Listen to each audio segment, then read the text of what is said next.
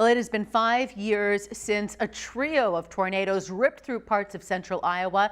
In Marshalltown, as you can see, some of the damage left behind was catastrophic. Tonight, Local 5's Megan McPherson is in Marshalltown with more on how community members continue to recover.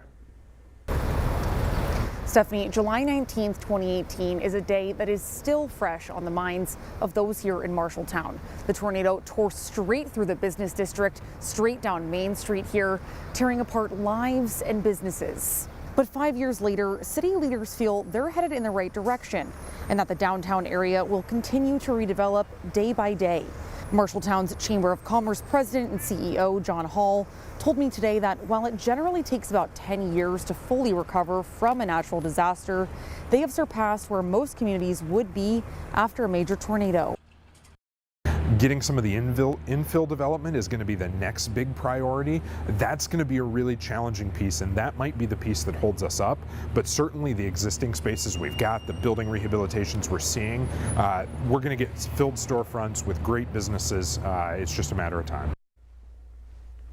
And we'll have more on this anniversary tonight at 10, but that's a day that many of us remember. It was a long day of severe weather. Yeah, we were ready for something to spin up. In fact, they crossed I-35. Right at that moment, they started to spin up around Ankeny, and they got stronger and stronger, went to Pella, of course, and Marshalltown. Let's take a look. We had 19 tornadoes that day, and most of them were on the small side as they were spinning up, but it really cranked up as we got into a couple of areas. The bright red ones are basically where the nasty tornadoes were, and that is, of course, Marshalltown and Pella, both EF3 tornadoes. So those are the ones that really do the damage and can be very, very dangerous to life and property. We're talking about winds of 144 miles per hour, at least peak winds for both of those, and a lot of people injured because of it.